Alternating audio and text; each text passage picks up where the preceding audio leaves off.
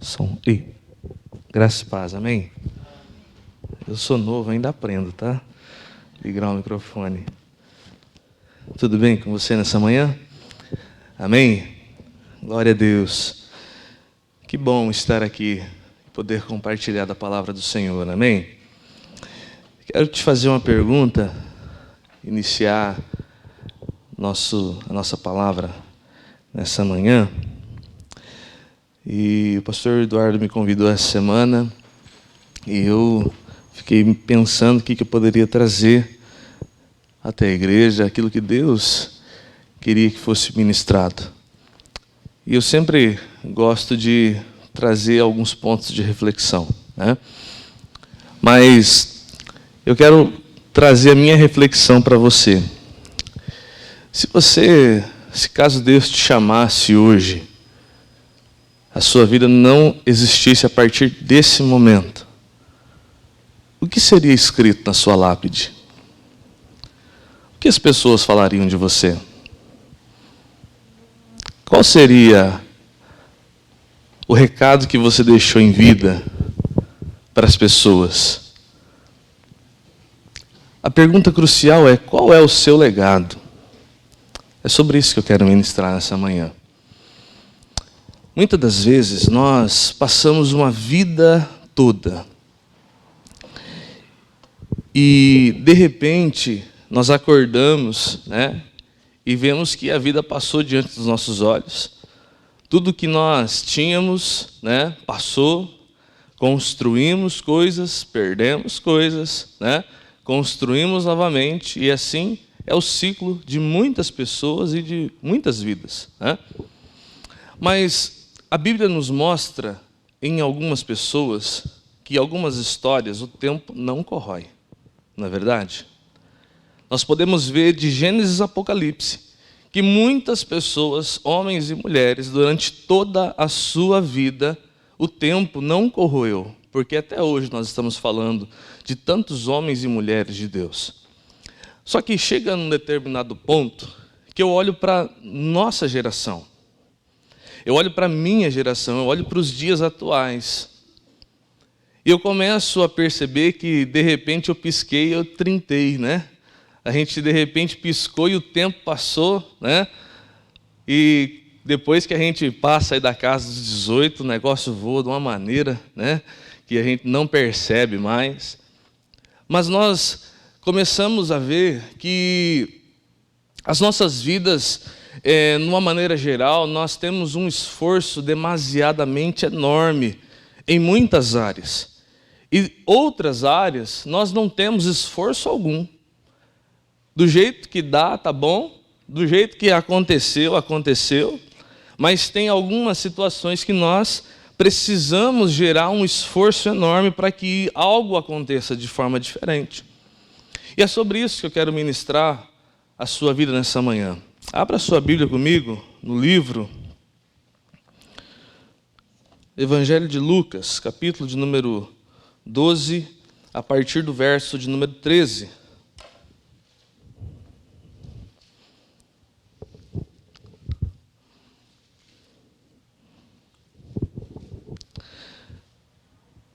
Lucas 12, verso 13. Antes de nós lermos, vamos orar. Vamos pedir ao Senhor que Ele ministre o nosso coração nessa manhã. Feche seus olhos, coloque a mão no teu coração e você vai começar a orar nesse momento, porque Deus deseja ouvir a sua voz.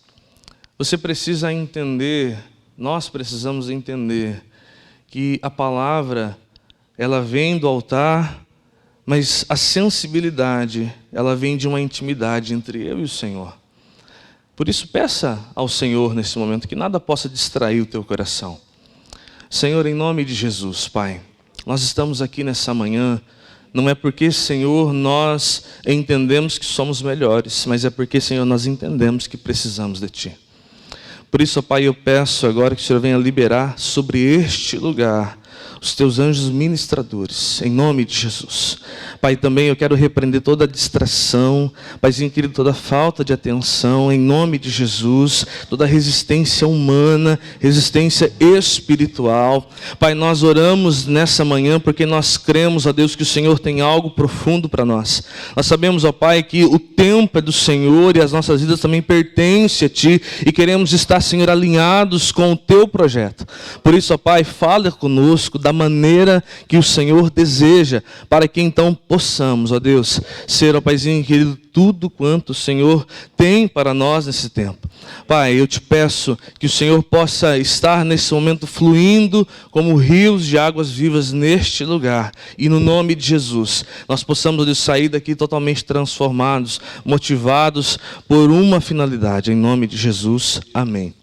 Amém. O texto de Lucas 12, 13 diz assim: nesse ponto, um homem que estava no meio da multidão lhe falou: Mestre, ordena a meu irmão que reparta comigo a herança. Mas Jesus lhe respondeu: Homem, quem me constituiu juiz ou partidor entre vós? Então lhe recomendou: Tende cuidado e guardai-vos de toda e qualquer avareza, porque a vida de um homem não consiste na abundância dos bens que possui. E lhe proferiu ainda uma parábola, dizendo: O campo de um homem rico produziu em abundância, e arrazoava consigo mesmo, dizendo: Que farei? Pois não tenho onde recolher meus frutos. E disse: Farei isto, destruirei os meus celeiros, reconstruí-lo-ei maiores, e aí recolherei todo o meu produto e todos os meus bens. Então direi à minha alma: Tens em depósito muitos bens, muitos anos.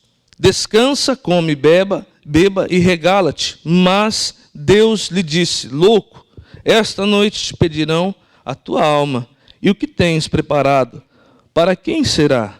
Assim é o que entesoura para si mesmo e não é rico para com Deus. Amém? Nós já oramos. Esse texto é muito claro, onde Jesus ele é interpelado por um homem que desejava que Jesus interferisse numa partilha de bens, numa herança que certamente ou esses irmãos herdaram dos seus pais, ou foi passado por outra pessoa. Mas então, quando Jesus ele é interpelado por este homem, dizendo: Senhor, ordena que o meu irmão reparta comigo os seus bens. Ou seja, ele queria impor sobre Jesus uma condição a qual Jesus não tinha naquele momento e não era a finalidade e nem o propósito da vida de Jesus. Mas eu fico pensando o porquê que isso acontece justamente com Jesus nesse exato momento. E eu fico olhando para a palavra e vejo que Jesus ele é intencional em tudo aquilo que ele faz. Nada que Cristo fazia era ao acaso ou por acaso. Eu vou sair por aí, né? E vou ver o que vai acontecer hoje. Ao contrário, Jesus ele saía, tinha uma finalidade, um propósito e sabia qual era o seu destino. Por isso então que Jesus utiliza desse momento que acontece com esses homens para então nos trazer um grande ensinamento. Esses homens certamente tinham uma vida que nós não sabemos, né? Mas os seus pais poderiam ter deixado algo valioso nas suas mãos, financeiramente falando, né? Poderiam estar possuindo grandes bens, e esse homem certamente se sentiu injustiçado pelo seu irmão por não ter repartido com ele. Mas então, queridos, olhando para nós percebemos que muitas das vezes a nossa vida ela é voltada para a construção do nosso patrimônio. Não é errado isso. Mas nós vivemos a vida inteira construindo um patrimônio. Nós trabalhamos, cansamos, né? E aí eu vou falar para você que é pai, já tem aí uma estrada pela frente, né? Eu sou pai novo ainda, né? Minha filhinha tem 1 aninho. Mas você que já tem aí os seus filhos, né, um tanto quanto já grandes, vai se lembrar de alguns momentos do passado. Certamente você não teve muito tempo com o seu filho mediante ao trabalho que você teve, né? As coisas eram mais difíceis no passado.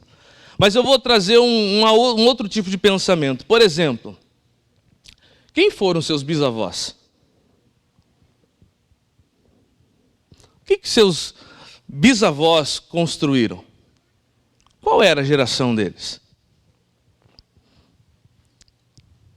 Agora, em um ponto muito claro, quem foi a pessoa crucial para que você estivesse aqui? Foi algum familiar seu? Foi alguém que pagou um preço para que você pudesse viver aquilo que Cristo deseja? Isso nos dá, porque eu tenho uma história muito grande nessa área.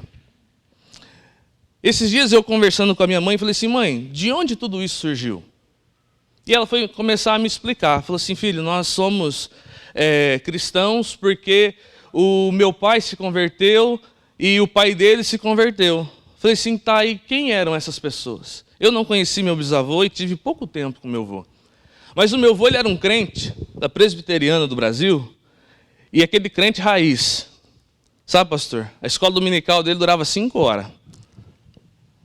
É isso aí, gente. A escola dominical durava 5 horas. Meu avô era professor de escola dominical.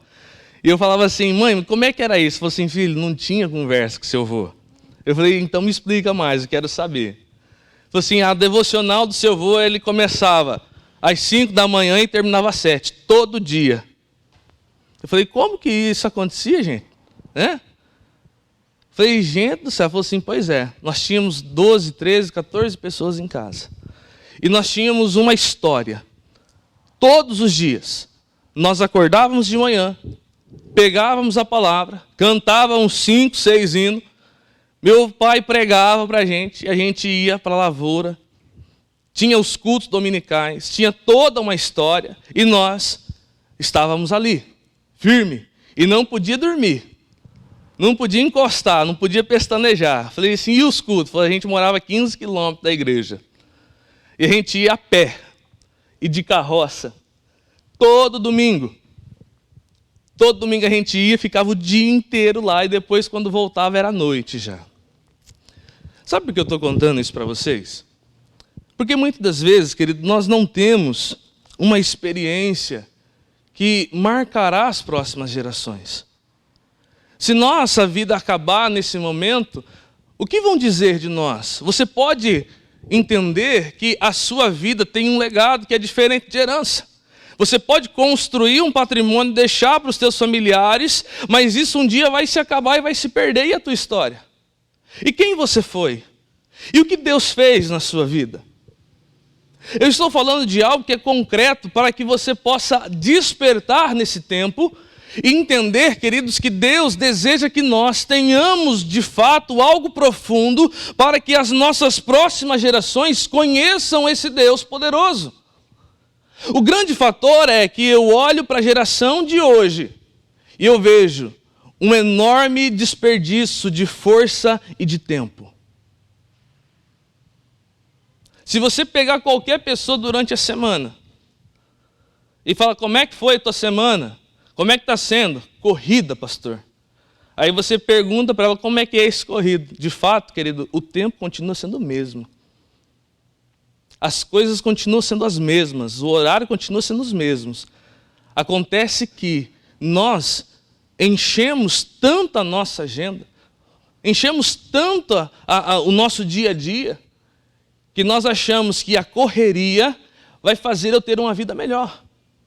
E nos esquecemos que os nossos filhos estão olhando para nós, vendo a nossa referência, o nosso exemplo, estão seguindo os nossos passos, e eu posso estar deixando um legado de destruição para a minha geração. Eu posso estar deixando um legado que é totalmente irrelevante para os meus filhos e aqueles que estão me vendo. E eu vou chegar lá na frente, vai olhar para trás e falar assim: eu não tenho tempo mais. E qual foi a história que eu deixei?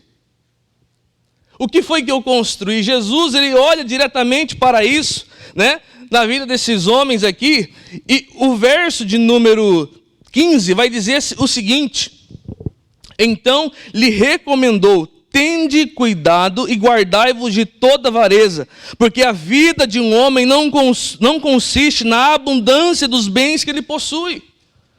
Jesus está dizendo: olha, você está dando muita importância para isso, mas a sua vida não consiste apenas na abundância dos seus bens. Existe algo muito mais valioso do que isso. O grande fato é mudar isso dentro da nossa cabeça. Você quer ver uma coisa? Nós temos aqui várias histórias da Bíblia. Por exemplo, abra comigo em Lucas, capítulo de número 10. Aqui, vira a sua página aí, volta aí um pouquinho.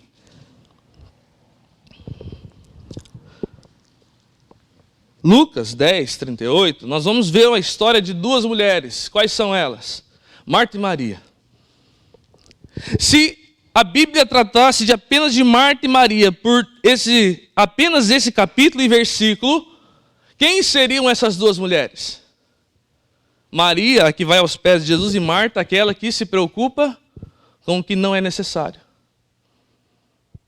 Maria, aquela que vai na presença de Jesus e absorve todas as coisas que Jesus tinha dizendo naquele momento, se preocupa com aquilo que é importante, e Marta é aquela que busca o que não é necessário. Se a história dessas mulheres, dessa família, se resumisse a apenas esse capítulo e esses versículos, nós entenderíamos que Marta desperdiçou um encontro valioso com Jesus. Marta desperdiçou um encontro valioso com Cristo, que ela poderia então, a partir dali, mudar a história de uma geração. E é isso, queridos, que muitas das vezes eu fico pensando, porque todas as vezes que você vem para o culto, você tem que ter um encontro que vai marcar a sua vida com Jesus, porque a partir do momento que você está aqui, Deus quer falar com você de uma maneira diferente, para que você possa se levantar e então ser diferente. Amém? Diante disso, o que nós temos feito? O que eu tenho produzido em Deus? Pastor, eu estou muito cansado. Eu não tenho tempo. Eu tenho gastado muita energia, correndo em muitas coisas. Então eu quero que você passeie comigo na Bíblia, em alguns capítulos e versículos, que nós entenderemos algumas personalidades e alguns personagens da Bíblia que foram relevantes no seu tempo. Abra comigo em Tiago, capítulo de número 2, verso de número 23.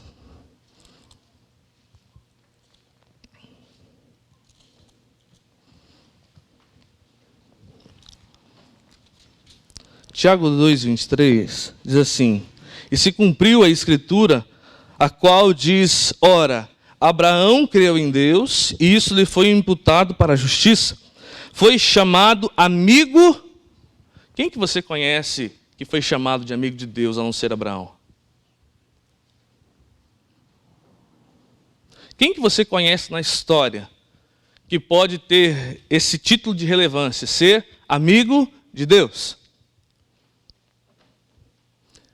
Você conhece alguém que teve uma intimidade tão profunda com Deus que pode ter se considerado pelo próprio Deus como seu amigo? Nós podemos olhar para a Bíblia de capa a capa, mas algumas personalidades e algumas características são entregues apenas para algumas pessoas. Mas o que é interessante é que Deus deseja que todos nós tenhamos o mesmo relacionamento com Ele.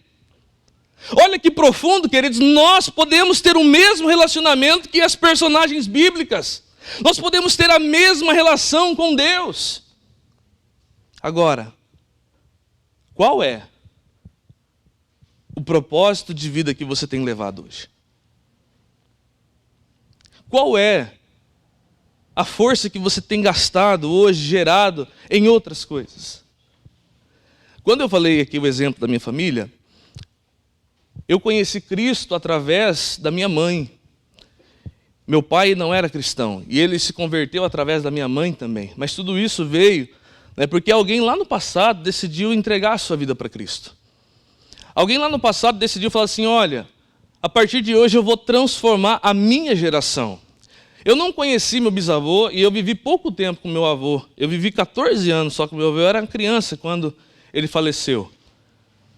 Mas eu começo a olhar para a minha história e eu posso pensar o que seria da minha vida se não tivesse acontecido isso comigo. Quem eu seria ou o que a minha família seria.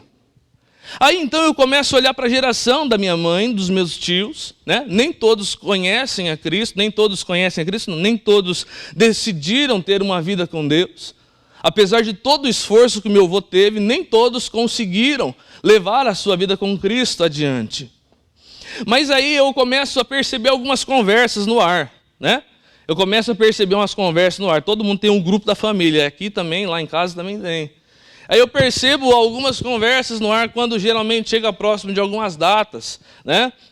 E aí todos eles começam a lembrar, nossa, o pai foi um homem de Deus, né?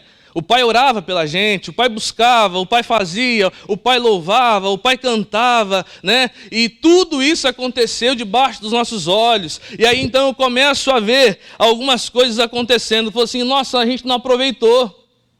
Nós não aproveitamos o que o pai deixou de ensinamento, porque meu avô também deixou um sítio lá e eles venderam e acabou o sítio. Mas a história continua repercutindo. E aí o grande fator que eu observo na minha família é que o legado que foi deixado, que foi gerado em Cristo, continua latente. Eles podem não estar ainda na vontade a qual o meu avô deixou ou em Cristo, mas a semente plantada continua latejando e continua impulsionando eles para que eles foram ensinados. O grande diferencial é que quando eu olho também para Abraão, e vendo a história de Abraão, que foi considerado como amigo de Deus, durante um tempo Abraão ali, né, teve 2 filhos, o primeiro Ismael e o segundo Isaque. Com Isaque, Abraão construiu uma história perfeita. Ele ensinou a vida daquele menino, o que era o propósito real, mas com Ismael ele não teve o mesmo êxito. Ele fracassou na criação de um dos seus filhos por não ensinar o seu filho como deveria levar a vida com Deus. Há um fracasso nítido aqui, porque ele mesmo decidiu fazer algumas coisas que impulsionou o seu filho para longe da presença do Deus poderoso. Já com Isaac, não, ele teve uma ação diferente. Nisso tudo eu olho e vejo que nós como pais, mães, nós temos ações que vão levar os nossos filhos para próximo de Deus ou para longe do Senhor.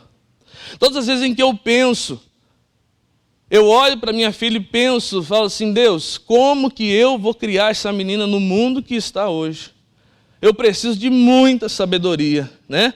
Porque força eu tenho, mas sabedoria, né? Às vezes falta para nós.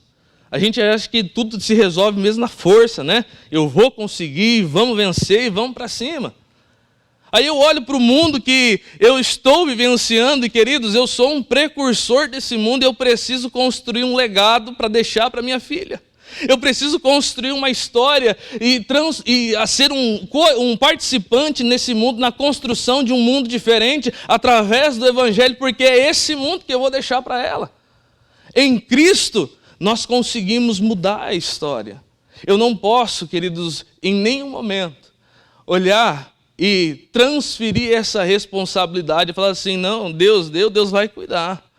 Eu não posso estar ausente a isso porque Deus me deu uma responsabilidade e eu preciso levar isso a sério.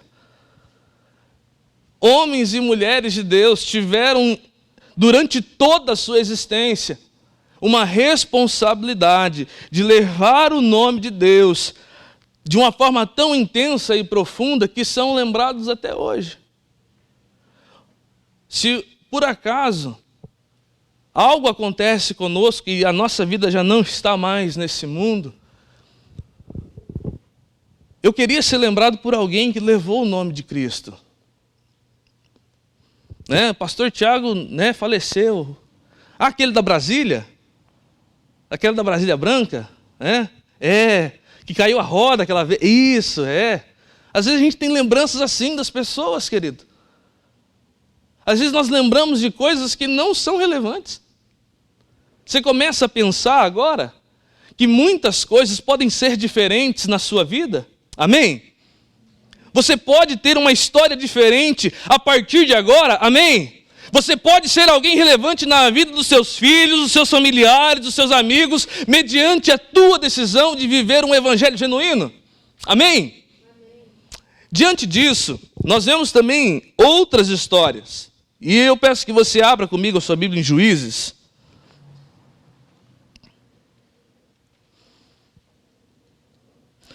Juízes 16. Você também conhece esse texto?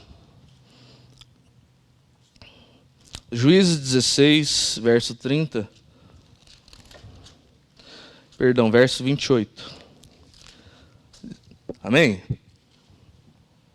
Diz assim: Sansão clamou ao Senhor e disse: Senhor, Deus, peço-te que lembre-te de mim e dá-me força só esta vez, ó Deus, para que vingues dos filisteus, a menos por um dos meus olhos. Abraçou-se, pois, Sansão as duas colunas do meio em que sustentava, sutinha a casa, e fez força sobre elas, com a mão direita em uma e com a esquerda em outra. E disse: morra eu com os filisteus. E inclinou-se com força. E a casa caiu sobre os príncipes, sobre todo o povo que nela estava. E foram mais os que matou na sua morte do que os que mataram na sua vida. Até aqui. Você conhece certamente a história de Sansão. Mas qual é o legado que ele deixou? Qual é o legado que Sansão deixou? Se nós olharmos para a história sem ver o legado, vamos ver que Sansão era alguém forte, né? Alguém que levava uma força incrível. Alguém que não tinha, né, como a gente diz lá em Amoreira, não tinha boca, né? Ninguém batia de frente com ele. Mas qual que é o legado dele?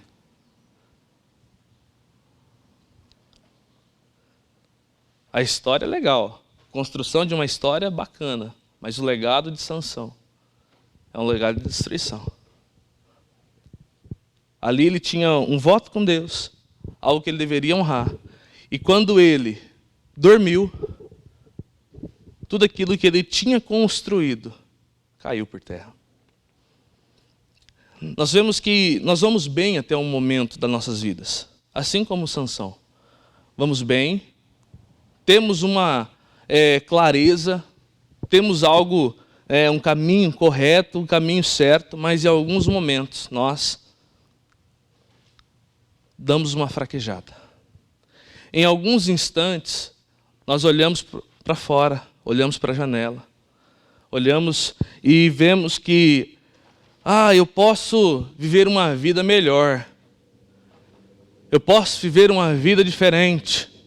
Eu posso estar fazendo algo que eu queria e não viver uma vida que Deus quer ou que as pessoas querem que eu viva. Por um certo momento, a história de Sansão dá certo.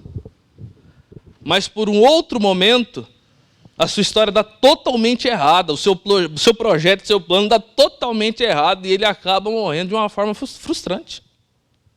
Ele acaba tendo a sua vida desperdiçada de uma forma frustrante. Ele não teve êxito, querido. Ele não consegue chegar no final de uma vida totalmente diferente daquilo que a palavra nos mostra. E assim também muitas vezes é conosco. Já parou para pensar que muitas das vezes também nós cansamos? Né? Eu não sei você, mas pastor cansa, viu? Nossa, pastor cansa, gente, nós cansa. Pensa na canseira que dá em nós muitas vezes, né, pastor? A gente fica esgualepado, né? Fica mais quebrado que arroz de terceira. Aí os meninos estavam falando assim, ontem ministrando lá no Luau, né? a Juscelia pregando e tal, né, falando de persistir, desistir, daí os meninos tocando comigo, falando assim, desistir, nossa, pastor, já pensou? Eu falei, rapaz, só no pensamento de vir para cá até agora? Assim, a gente pensa em desistir toda hora. Nós pensamos em parar em cada instante. Nós pensamos muitas das vezes em falar assim, será que isso realmente vai valer a pena? Você olha para a família, é verdade, querido. Estou falando para você que pensa em desistir também. Você olha para a família e fala assim, nossa, eu poderia estar tendo um outro momento com a minha família, eu poderia estar fazendo uma outra coisa, eu poderia estar construindo algo diferente. Eu poderia fazer algo que eu não estou fazendo agora. E muitas das vezes nós achamos que isso não trará resultado nenhum, porque a nossa recompensa e a nossa resposta é totalmente diferente.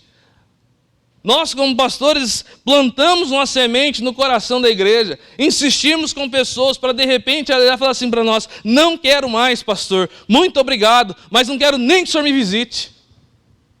Você acha que dá para desistir de um negócio desse ou não? Pastor, eu gosto demais do Senhor, mas a forma que o Senhor fala para mim não dá certo. Então, pastor, muito obrigado, mas não vou na tua igreja mais. Você acha que esse é um negócio bacana de ouvir? Você acha que esse é um negócio legal? Ó, pastor, o senhor ficou doente, não falou para mim nada, não veio me visitar, não trouxe Santa Ceia, e também agora, pastor, eu não vou dar o dízimo. Você acha que isso também é um negócio bacana de ouvir? Mas existem pessoas assim. A sua cara de espanto, não fique espantado, mas existem pessoas dessa maneira. E aí quando nós olhamos para a nossa família, olhamos para a nossa casa, olhamos para nós, vemos o tempo passando. Aí eu olho e falo assim, Deus, o Senhor me chamou para um propósito, para um projeto, e não para ser afrontado dessa maneira. Aí você pega e fala assim para a esposa, né, pastor? Fala assim, ó, para tudo, né? Vamos pensar agora e vamos orar para ver o que Deus quer para a nossa vida. Porque do jeito que está, não dá mais. E a gente cansa. A gente vai bem até o momento da história, mas se isso concretizar, queridos, nós não entendemos o projeto, nem o processo que Deus tem para a gente. No mundo tereis aflições, tende bom ânimo, eu venci o mundo. Você foi chamado, querido, para construir uma história em Deus. Você vai ter muita dificuldade, muita luta. Ninguém pode te enganar dizendo que não, tá? Aquela música que fala que agora é só vitória, está totalmente errado, tá bom? Agora é só vitória, não. Agora é que você está vendo seu inimigo agora que a verdadeira luta vai começar. Agora que o verdadeiro combate vai ser enfrentado e você vai passar pela prova. Sansão foi bem até uma parte da história, depois ele fracassa por completo. Mas nós não temos apenas Sansão. Abra sua Bíblia comigo, em 1º livro dos Reis. 1º livro dos Reis, no capítulo de número 3. Nós vamos ler um pouquinho esse texto. 1 Reis 3, a partir do verso 6.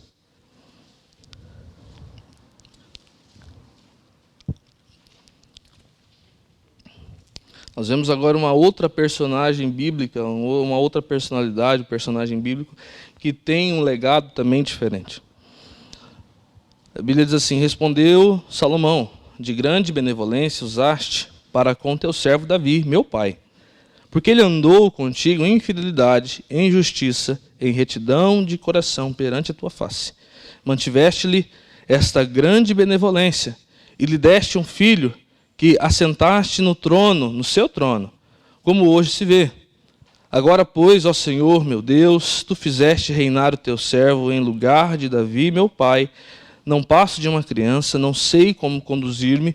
Teu servo está no meio do teu povo que elegeste, povo grande, tão numeroso, que se não pode contar. Dá, pois, ao teu servo coração compreensivo para julgar o teu povo, para que prudentemente discirna entre bem e mal. Pois quem poderia julgar a este grande povo? Estas palavras agradaram ao Senhor por haver Salomão pedido tal coisa.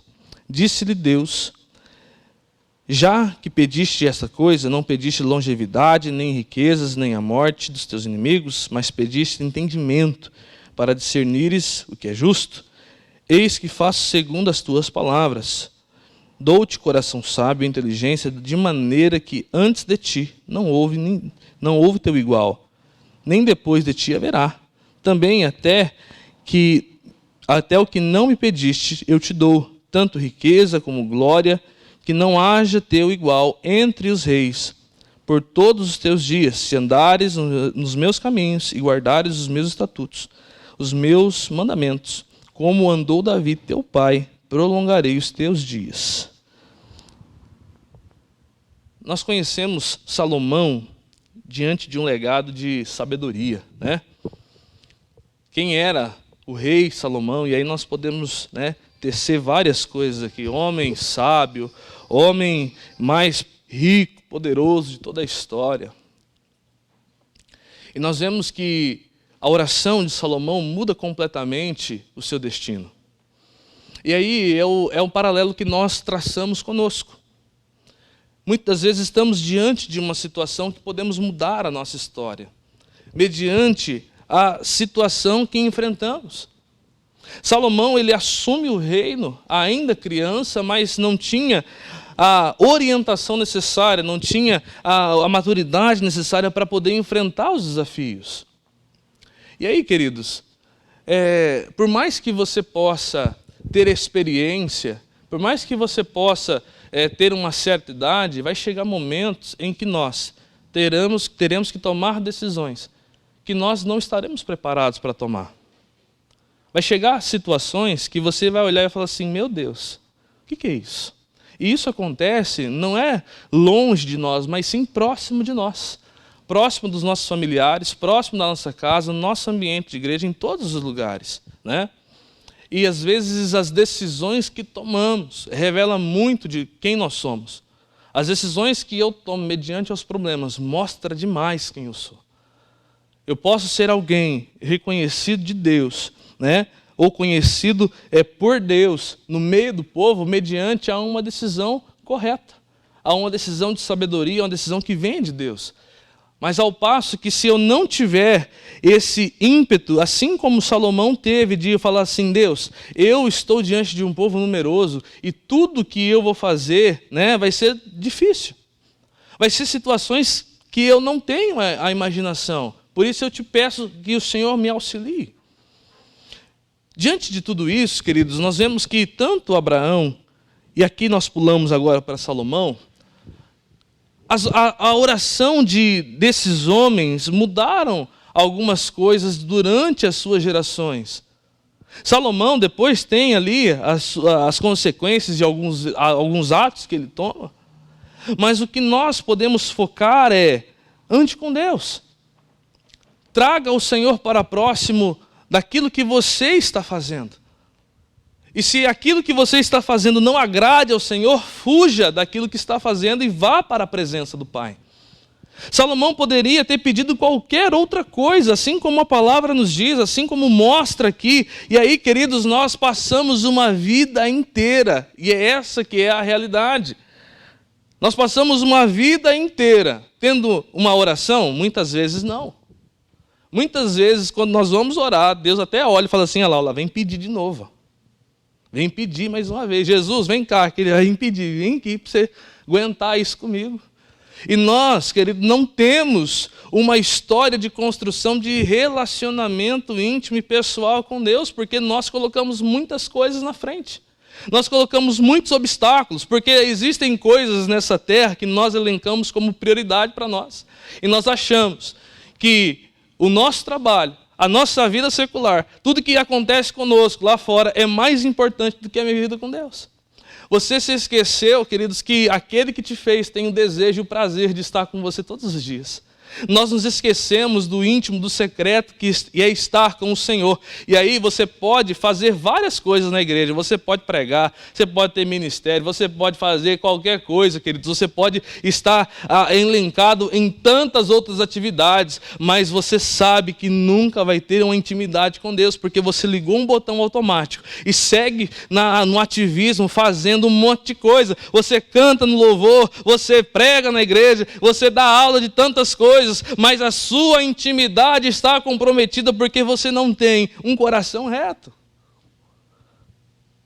A sabedoria que Salomão pede aqui, eu vejo que muitas coisas nós pedimos ao Senhor também, mas peça uma coisa, queridos, e faça isso acontecer. Peça para Deus: Deus, me dê a sabedoria de nunca me afastar da sua presença.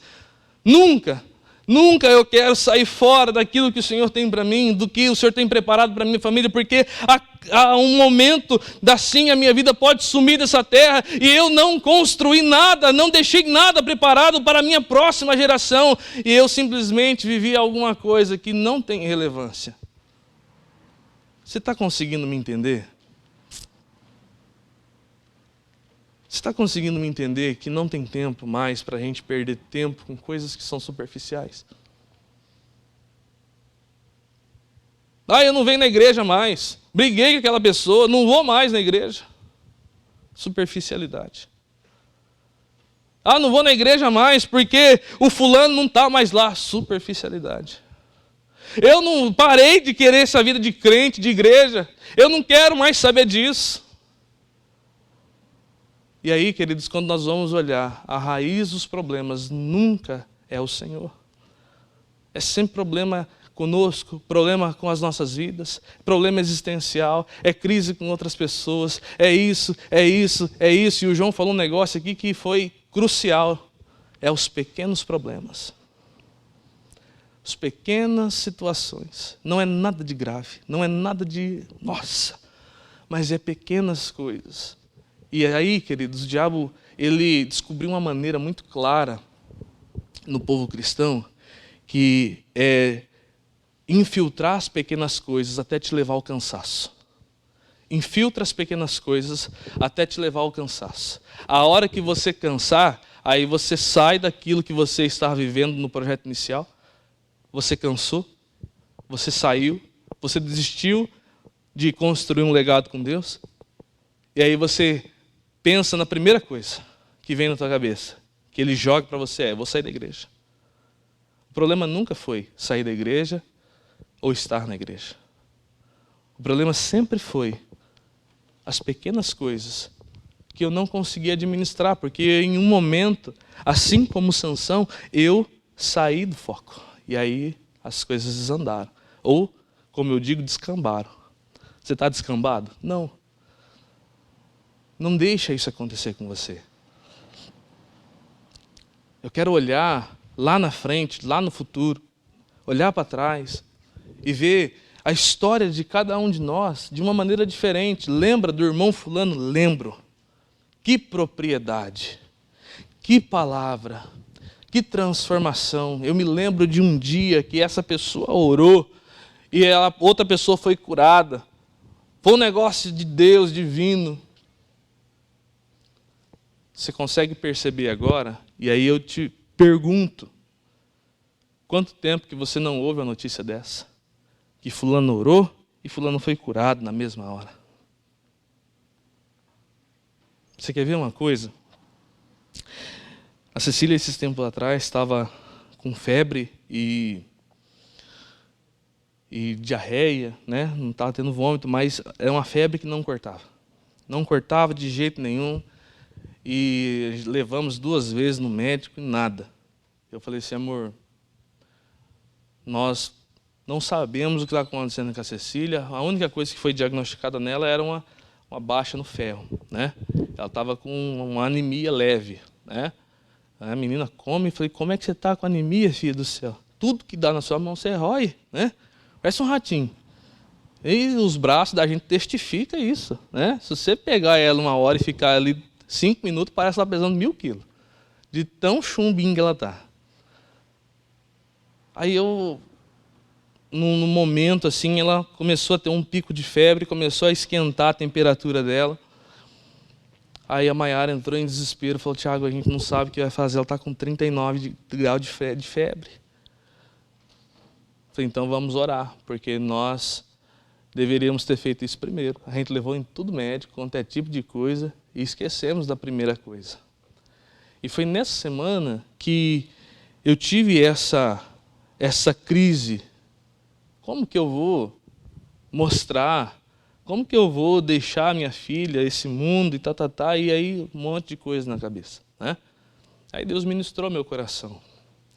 Falou: como é que você vai falar de alguma coisa para tua filha, sendo que isso não muitas das vezes é a tua prioridade?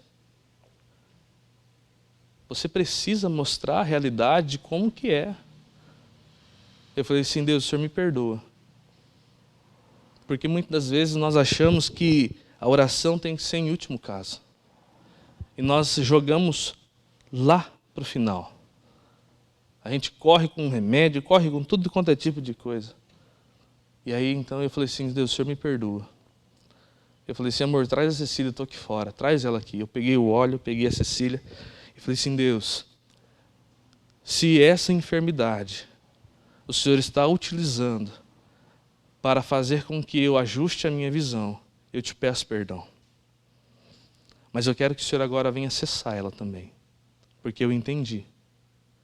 E, gente, você pode achar que não. A hora que eu entreguei a Cecília para minha esposa, para a Maiara, falei assim: rela nela. Pega o termômetro. Ela estava mole. De repente ela ficou sem nenhuma febre mais.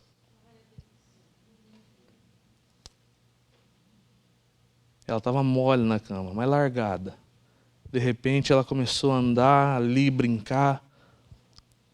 E aí então Deus ministrou meu coração.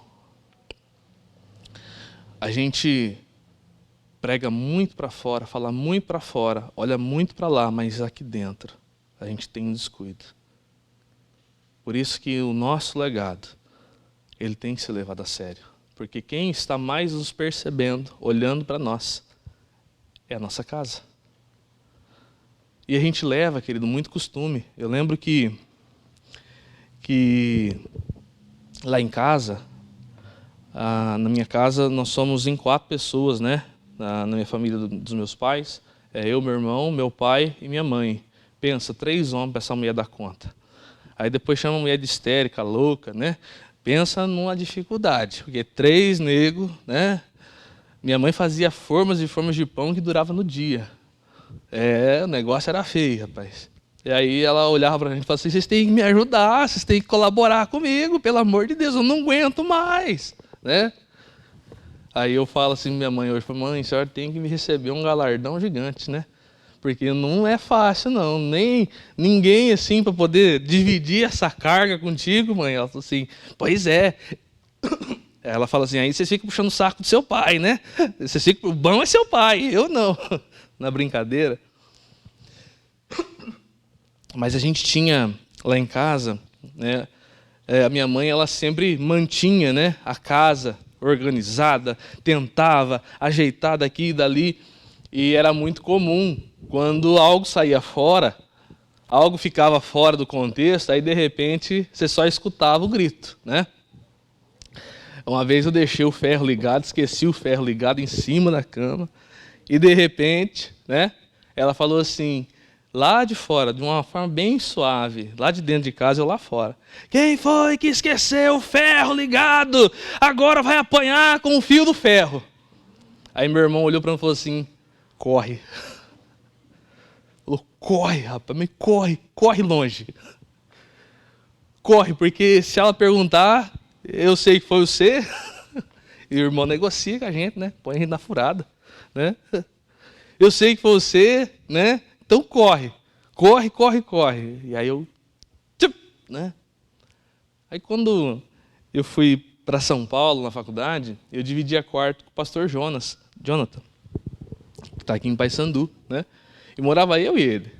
E um dia ele esqueceu o ferro ligado. O que eu fiz? Quem foi que esqueceu o ferro ligado? Daí ele olhou para mim assim, ô velho, só está eu e você aqui dentro.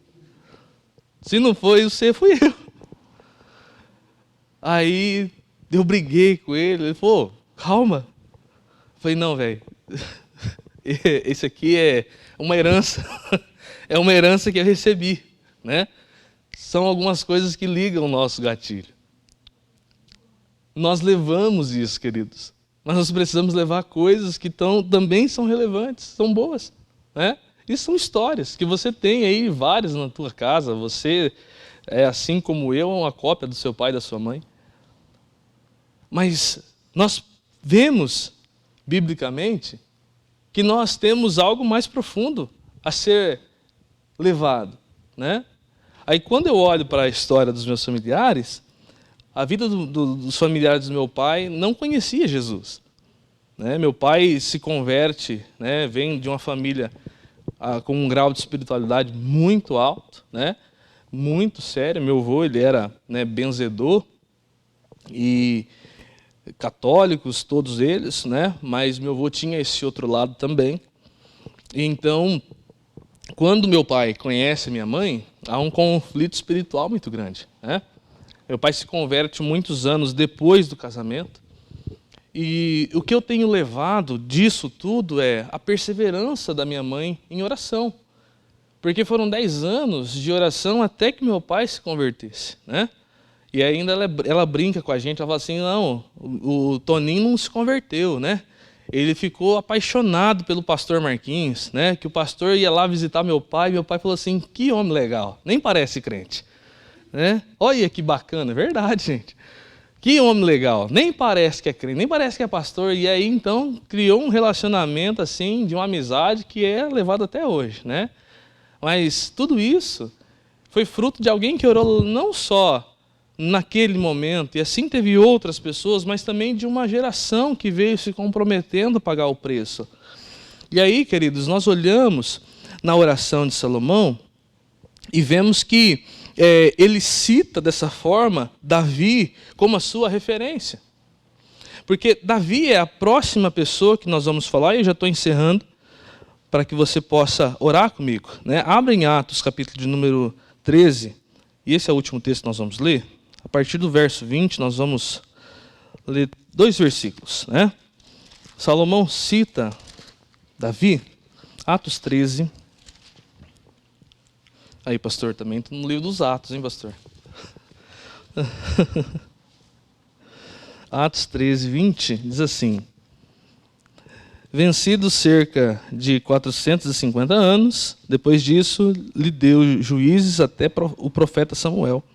Então, lhe pediram um rei. Deus lhe deparou Saul, filho de Quis, da tribo de Benjamim, isto pelo espaço de 40 anos.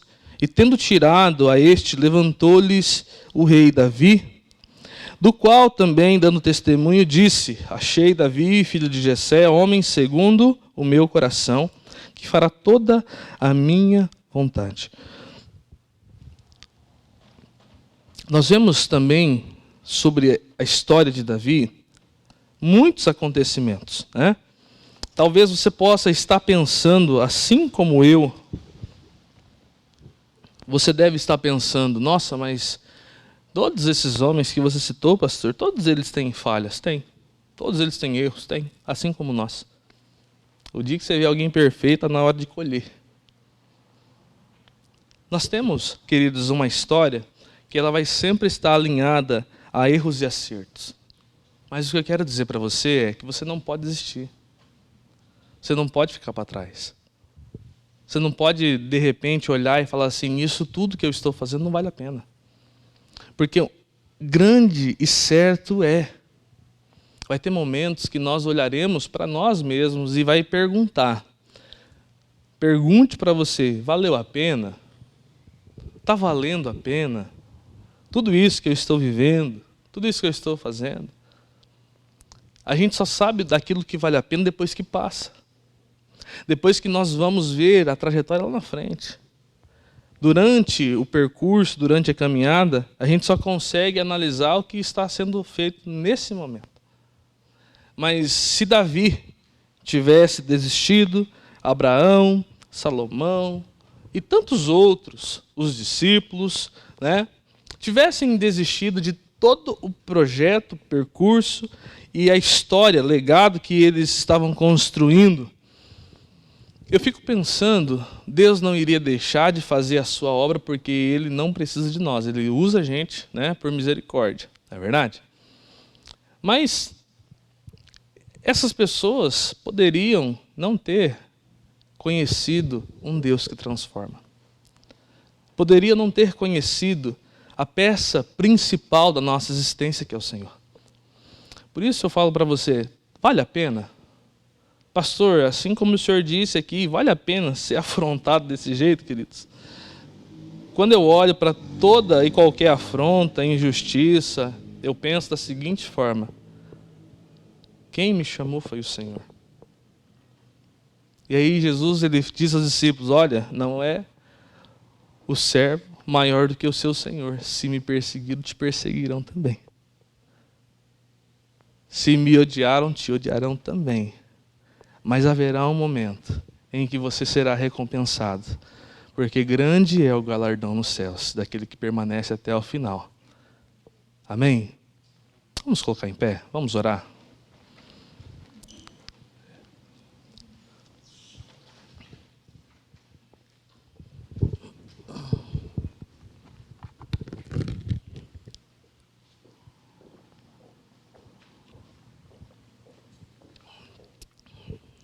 Eu quero que você apresente nesse momento a sua vida diante do Senhor.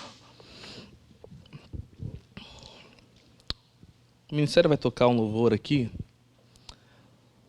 mas agora, fechando os teus olhos, eu peço que você pense que só está você aqui. Não tem ninguém a não ser você e Deus.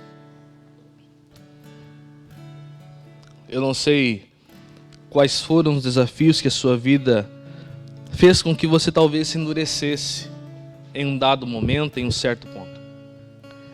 Mas eu peço que você nesse momento desarme o teu coração.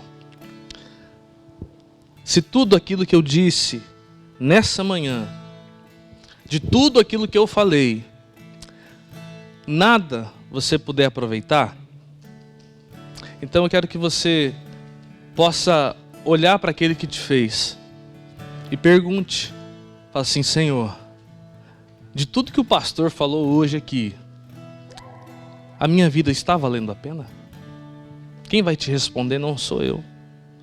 Eu não estou aqui para te julgar ou te apontar o dedo e falar da sua vida, da sua história, porque eu também não conheço, né? Eu sei da minha. Eu sei que na minha vida tem muita coisa para consertar. Eu sei que eu tenho muito defeito, né? Eu sei que eu tenho muitos erros, assim como os outros pastores também têm, né? Mas o grande processo, querido, é não desista. Há algo muito maior do que nós, há algo muito maior do que todo este mundo. E o grande fator é que nós não podemos chegar no final da trajetória e ver que eu vivi uma vida vazia. Eu vivi uma vida sem experimentar um poder que vem de Deus. Eu não deixei construído para a minha geração um legado de arrependimento, transformação, de cruz, de sangue de Jesus. Aí, queridos, para concluir aqui a história da minha filha,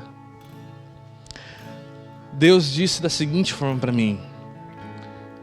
Isso aqui me arrepia de uma maneira, porque Ele olhou para mim como se tivesse somente eu e Ele naquela varanda de casa e falou assim, olha, você trate muito bem desta menina e faça com que ela reconheça e conheça as minhas ações através da sua vida. Porque se eu não tivesse gerado dentro de um ventre de uma estéril, que era a tua esposa, ela jamais poderia estar aqui. E aí eu comecei a falar assim, Senhor, grande responsabilidade é essa. A Cecília não pode, queridos, em nenhum momento sequer descuidar de não conhecer a Deus, porque a existência dela foi dependência inteiramente, exclusivamente do Senhor. Cecília é um milagre que nós até hoje não entendemos. É um milagre no nascimento, na concepção, no nascimento, pós-nascimento. E aí um dia nós vamos contar o testemunho. Mas eu quero que você saiba, minha esposa não podia ter filho. E logo em seguida que a Cecília nasce, ela foi diagnosticada com uma doença autoimune que não tinha cura. Então o legado que eu tenho construído para minha filha, para as gerações, para o cerco em que eu estou vivendo, transita diretamente pelos feitos que Deus tem feito na nossa família. Quero que você abaixe a tua cabeça nesse momento. Feche seus olhos. Coloque a sua vida diante do Senhor. Fala: Deus, eu quero que a minha vida esteja diante do Senhor, mediante a sua vontade. Ainda que em alguns momentos eu esteja oscilando, eu esteja vacilando também, mas eu quero ajustar o meu foco e a minha visão, Senhor, e construir o meu legado mediante a sua palavra, mediante ao que o Senhor tem preparado para mim nesses dias. Vamos orar. Senhor, em nome de Jesus, eu apresento cada vida que aqui está, Senhor. Apresento cada coração, cada família. Senhor, o Senhor conhece desde a concepção até o último dia das nossas vidas, toda a nossa história. O Senhor conhece, Senhor, a nossa existência. E nós sabemos, ó Deus, que se não fosse por Ti, não estaríamos aqui mais. Por isso, Deus, nós entregamos o nosso coração nas Tuas mãos e queremos agora trazer, Senhor, em forma de arrependimento as nossas vidas, para que se haja, para que se gere em nós um coração genuíno. Pai, nos perdoe muitas das vezes em que nós pensamos, em que nós saímos, em que nós nos desviamos do propósito do Teu coração. E agora eu te peço, ó Deus, que o Senhor levante o Teu povo de uma maneira totalmente poderosa. Em nome de Jesus, Pai, eu peço que o Senhor venha levantar a Tua igreja, o Teu povo de uma maneira, Deus, poderosa, fisicamente, espiritualmente, emocionalmente, Senhor. Nós temos um grande trabalho, uma grande obra a ser realizada nesses dias, e por isso eu te peço, ó Paizinho querido, que o Senhor venha fortalecer aquele que está cansado, renovar as forças, aquele, ó Deus, que está fraco. Restitui, Senhor, a força necessária para continuar. Paizinho querido, eu oro nesses dias para que o Senhor, ó Deus, transforme a nossa geração, a começar pela minha vida e pela vida dos meus irmãos, para que, Deus, nós possamos então, Senhor, estar no centro da Tua vontade. Para que possamos então, Senhor, olhar para as gerações que virão através de nós e construirmos, Senhor, um legado diante da Tua palavra, diante das Tuas ações, que possamos, ó Deus, impulsionar outras pessoas a conhecer um Deus que transforma, um Deus que tudo pode, um Deus que não é, Senhor, atingido pelo mal, um Deus que é um Deus de amor, de graça, de justiça, de sabedoria e de infinitamente coisas mais que nós ainda esperamos conhecer. Mas o que nós não podemos deixar, Senhor, de frisar nesta manhã é que toda ciência, todo conhecimento, todas as coisas que foram feitas, tudo aquilo que está sendo construído, tudo aquilo, Deus, que está nos sendo dado, Paizinho querido, toda a história, tudo aquilo que está, Senhor, sobre as nossas vidas, foi o Senhor quem nos deu, foi o Senhor quem nos permitiu que acontecesse isso. E nós, ó Deus, te agradecemos, Pai. Agora te pedimos, ó Deus, que o Senhor venha selar os nossos ouvidos, Pai, sela o nosso coração de toda e qualquer falácia satânica, todo qualquer pensamento destrutivo, Paizinho querido, que possa vir contra o teu povo, todo pensamento de dualidade, dúbio, Senhor, toda confusão, Paizinho querido, que o diabo tem tentado utilizar nesses dias para desvirtuar, para tirar, para Deus sair fora o teu povo. Nós repreendemos nessa hora, nesse momento, no nome de Jesus. E Pai, o Senhor tem um plano perfeito para nós, e é nisso que nós cremos, e nós entregamos, ó Deus, o nosso coração, para que o Senhor faça conforme a tua vontade, em nome de Jesus, amém. Que Deus abençoe a sua vida.